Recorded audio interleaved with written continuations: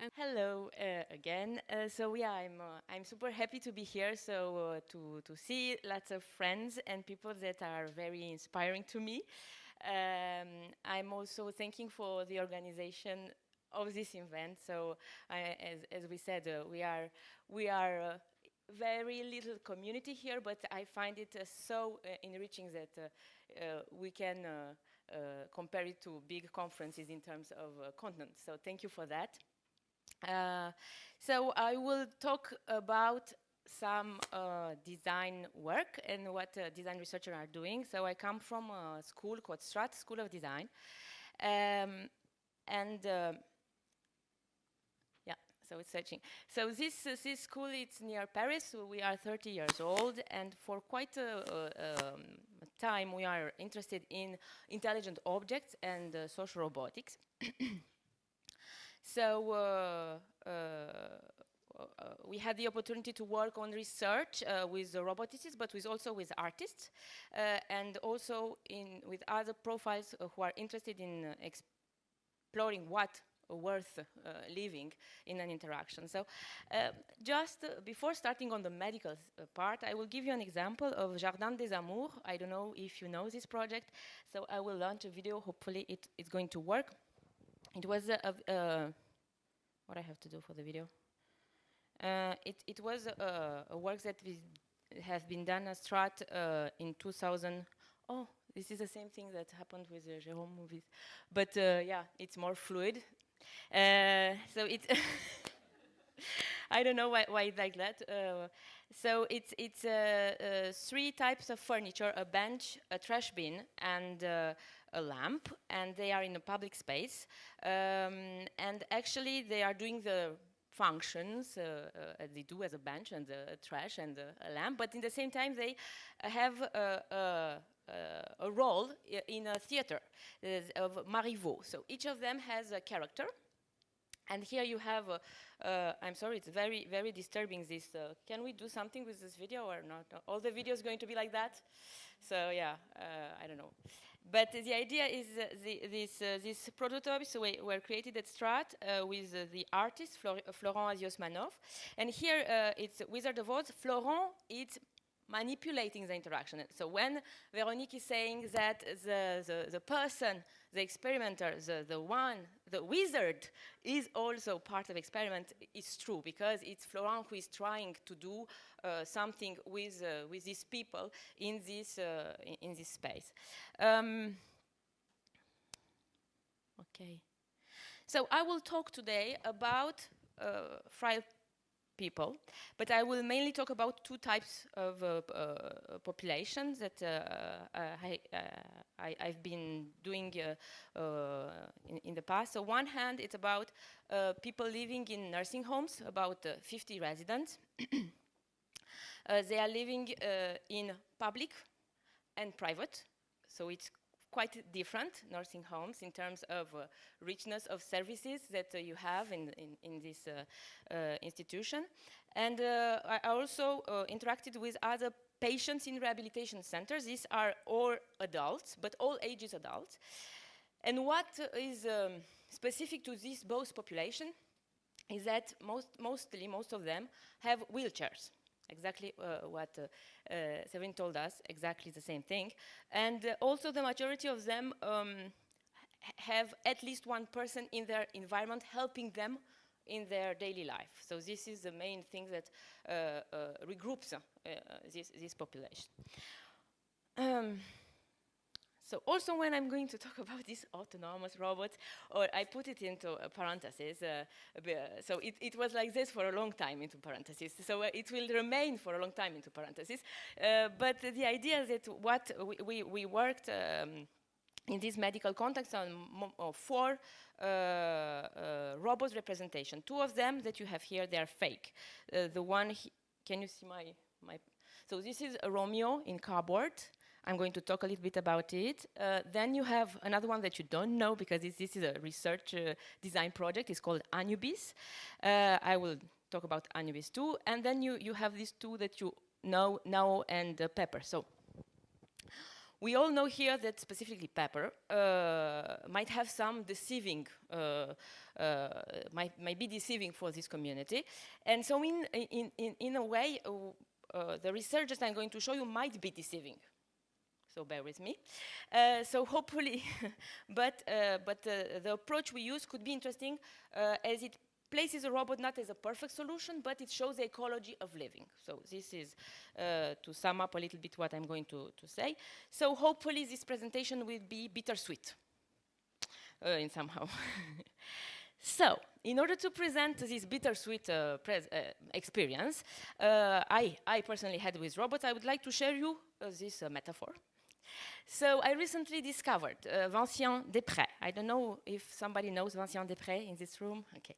So Vinciane Després, she's a Belgian psychologist and philosopher of science and an inspiring writer questioning our relationship with animals. So she wrote this book, Que diraient les animaux si on leur posait les bonnes questions? What animals would say if we ask them the right questions?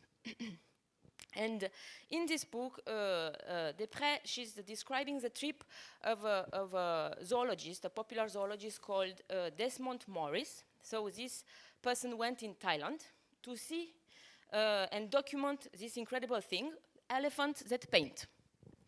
Have you ever heard about elephants that paint? Yeah. Yes? Cool. So Desmond Morris went there, and he writes that for most of the audience members, what they saw was almost miraculous. Elephant must be almost human in terms of their intelligence if they can paint pictures of flowers and trees in this way. And he continues, but what the audience doesn't pay attention to is the mahou's gestures when the animals are at work. So mahou is this person who works with, rides, and tends the elephant.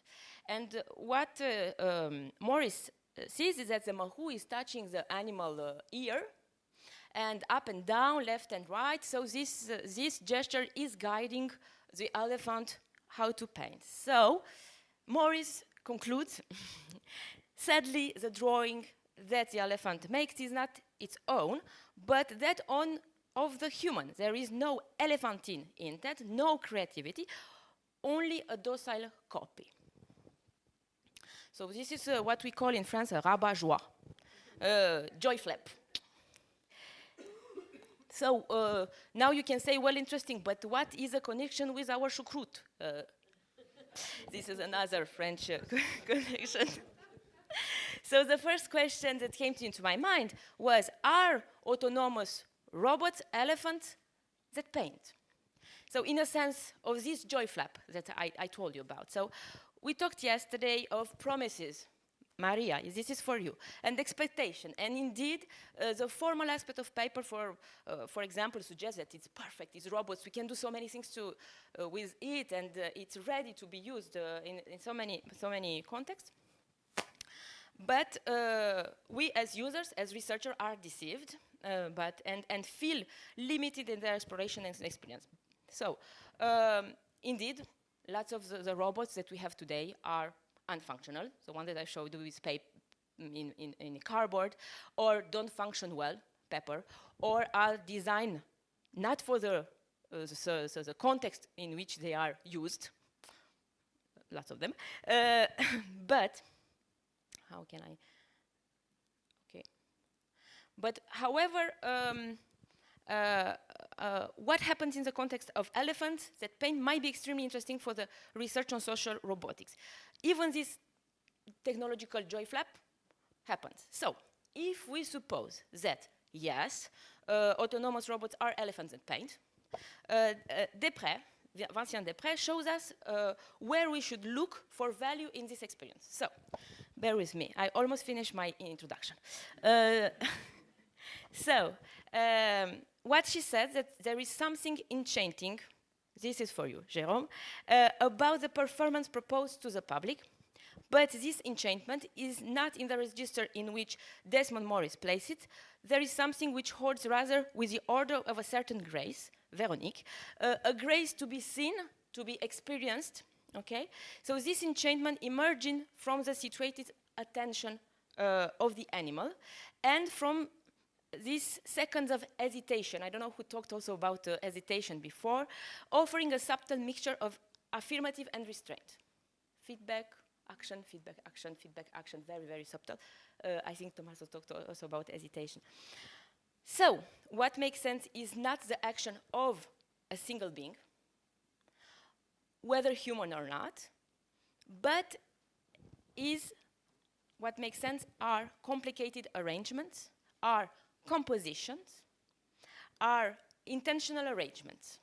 So this is where this experience, this grace, this enchantment that Desmond is proposing us with the elephants, and I completely find it interesting for the robotics because Desmond talks about the networks of heterogeneous ecologies. And this is also about the design. It's about thinking about this ecological thinking. So, all right. Yeah, so I will stop my fun part and come back to research because I would like to show you then what designers propose within this context of the medical care and my I think that I've lost, yeah. So in order to do so, I'm going to talk about a national project. Some of you here are aware, I don't see Pierre, yes. Where some of the researchers in this national French robotic consortium called Romeo 2. It was led by Aldebaran, but with also other researchers. And on my side, I will show what designer proposed, both as tools to explore, and also some use cases and what we learned on the robot that we interacted with. So for those who do not know Romeo 2, it's a humanoid robot. It's quite huge, quite heavy. It is also a research platform, and the objective of this robot was to explore solutions for assistance for people in loss of autonomy. So yeah, at Strat we worked for around 6 years, so it was long project, and it's kind of structured in terms of methodology, how we do research today. So from the design perspective, I split the contribution in 2 parts. First, on exploration, different tools and use cases we do to explore stuff, and then to experience. And I'm not talking about into the wild. I don't know, identify myself. I'm going to talk about in situ, located action, and in vivo, things that we live. So yeah, the exploration is it's how designers observe and then propose prototypes and use cases. And the second part is about experiencing in different setups. And all this work was done because we did it in multidisciplinary with a medical team, with also some engineers from Aldebaran, so a doctor and some ergonomics. So the first phase was this phase of exploration. What we did, we started the scenario exploration through this field observation. So what does a designer when it goes on the field? She draws. So drawing, sketching, this is part of how we understand the field, right? And part of that, we came with some observation they were very complementary to the clinical approach both by the medical staff, who was based on function and task already. So we talked about dignity and value and experience. And from all these encounters, we imagined Anubis. I don't know if you already saw this robot. So Anubis, for those who don't know, its name is a reference to an Egyptian god, the god protector afterlife. I will not talk the symbolic function of its name. You can find it in a paper.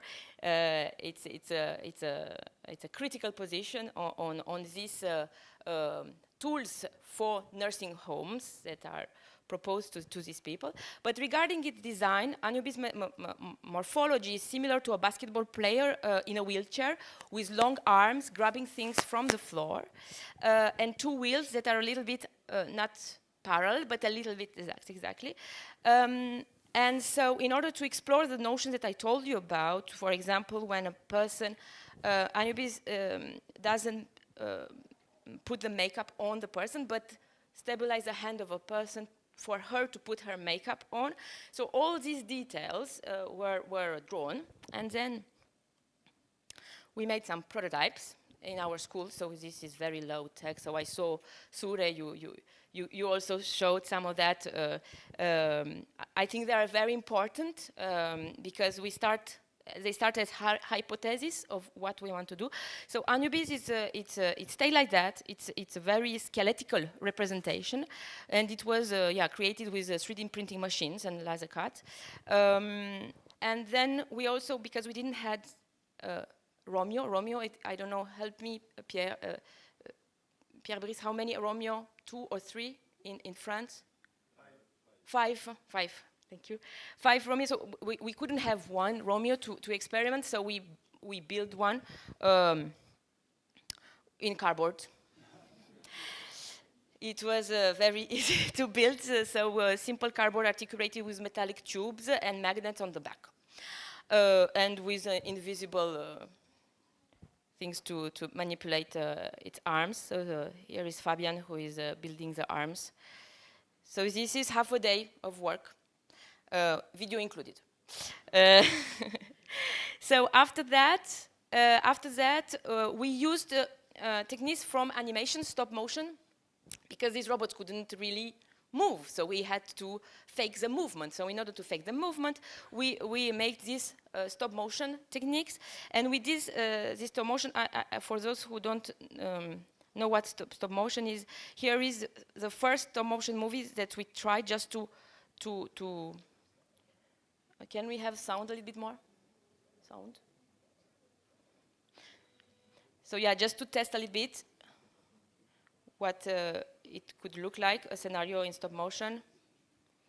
You can also see the sound that is put on the movement.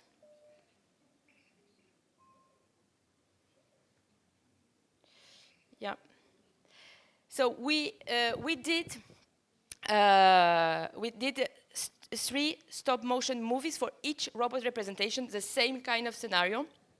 Here you have, I don't know if you can see very clearly, but Anubis is helping a person to lift a photo from the floor, arrange it on the wall. Then on the second line, you have Romeo in interaction with a person during her makeup routine. And then little Nao is assisting a person with her morning exercise, whatever. So we built this, and we called this intention scenario because our goal was not to test efficiency of a task, rather to have something to show to people when we go and talk to them. And so these are scenarios to open a discussion. This is not preferable future. We are not in that type of scenario, okay? So we created these prototypes, this intention scenario, and we went in these nursing homes and reeducation centers. So we discussed with 72 participants. And yeah, this is almost, this research, you can find it in this paper, but I just want to focus a little bit on the robot perception on the 3, because there is a small robot, a medium robot, and a tall robot. So I'd like to give you some input on that. So Anubis, for example, was seen as surprising, funny, precise, but technically unreliable. Then Now is effective, cute. This you already know, I think, for those who work with Now. And the fact is humanoids is reassuring and interesting. And what is also interesting is that people having a Now see it as a jewelry, something to show to others, something to be shown in public, like they were proud to have such a Now on their wheelchair, for example. And then, yeah, Romeo is impressive due to its humanoid size. For most of them, the fact that the voice was missing was criticized. I don't know who, I think is Sylvia. No, that's said about the voice. And then they also perceived some tasks and some roles. I will not enter into detail, just for example, yeah, Anubis, it's seen as a trainer and assistant, and now it's more of a nurse and outside assistant, and finally Romeo, yeah, it's a nurse or an assistant. So, take away from this research and exploration, low-cost prototypes, stop motion, focus groups, to have this discussion, it's cool. At least it doesn't cost so much and it's kind of efficient. So they, yeah, empower collective critical thinking, but also help us to design scenarios, to write scenarios after this, this study. Second point, we found strong correlation between appearance, task, and roles, which is also something that we didn't found at the moment in the literature. And finally, these are the limitations of this prototype and exploration tools. They focus more on what people think that they would do than on what really happens, on behavior. Okay, but this is it's just exploration part. Now we go when the fun begins in the real thing. So this is experience-based use cases project. So what we did with these use cases, we played it. So this is role playing for a week. We lived 1 week in an apartment, two-room apartment. And we lived with a doctor, ergonomist, and designers, and 2 engineers. So we lived and experienced this experimentation. There is somebody that I really love. You know Zaven Pare? Who knows Zaven Pare? Zaven. Nobody knows Zaven Pare. So Zaven Pare, he's an artist and a robotician. And he clothed himself for a month and a half with one of the Gemanoids of Ishiguro. 1 month and a half in which he spent between 8 and 10 hours a day looking at the robot and designing this micro gesture, asking himself what micro gestures this robot should do in order to be believable, at least 1 second. So what is, oh no, really? Oh, come on. Okay, so I will, sorry, so it's five minutes, okay, I just understand. So all this, so Zaven Pare is super cool for people who don't know Zaven Pare, very inspiring for us as designers, because he went and did it on the hard way. So we lived these scenarios, we filmed ourselves, we discussed things about proximity as we seen in the morning, but also more complex scenario. And finally, with that, we integrated in a very poor paper application. Rabat-joie, again, the joy flop. Okay, you're following, okay, cool. And then with that, we did this in situ experimentation with 20 people living 1 week with pepper. This experimentation, you will find the results in 2 papers, one quantitative and one qualitative that was presented at Roman this summer. As I don't really have so many minutes, I will just maybe go directly to the results. So after 1 week, what really happened on the quantitative result, that pepper was mainly considered as an assistant and a link with the family.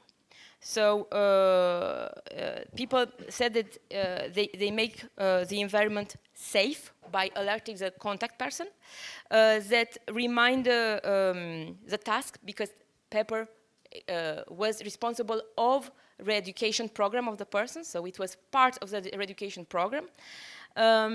It enabled the doubt removal from the contact persons, and they were also found that they follow people in the reeducation center.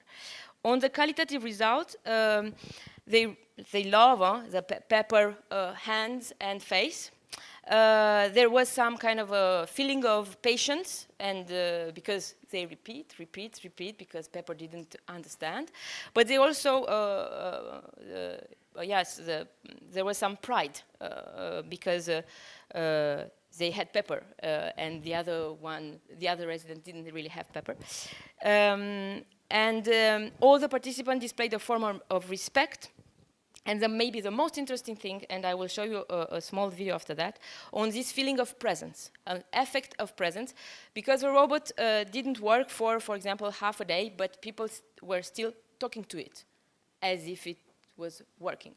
So this, in order to say the takeaway message from that, it's also what Jérôme said, that this effect of presence not only depends on the robot, but depends on the personality and the willingness and the engagement of the person that put into this conversation. And here is Maria. She was wonderful. So this is in French. I will let you understand a little bit.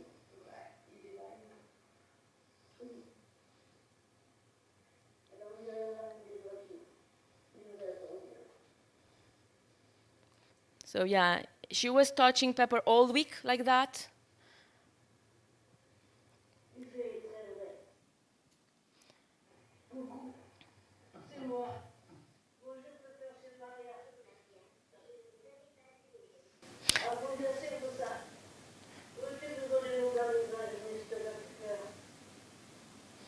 So she's asking the planning of the day.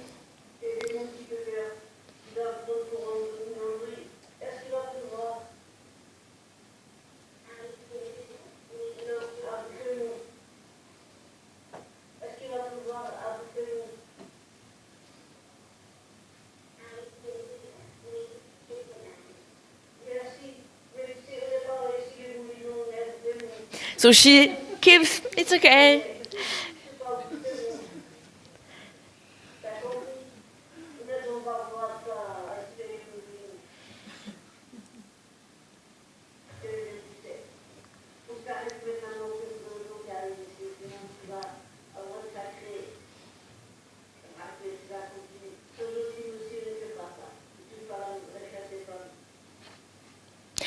So yeah, this video, we put the camera for a long time, and we could have some extracts of what happened during the day.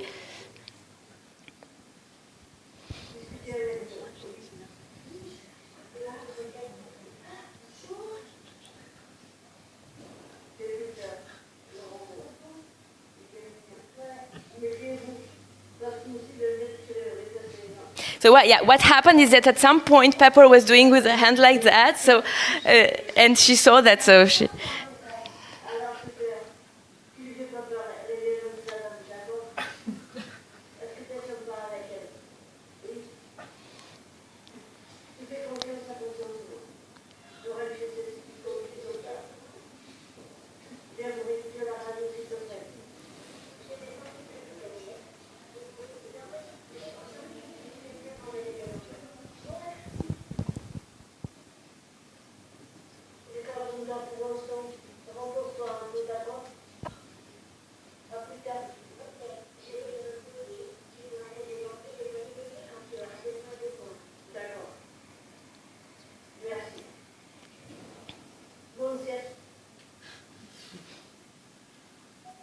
So this is the last one.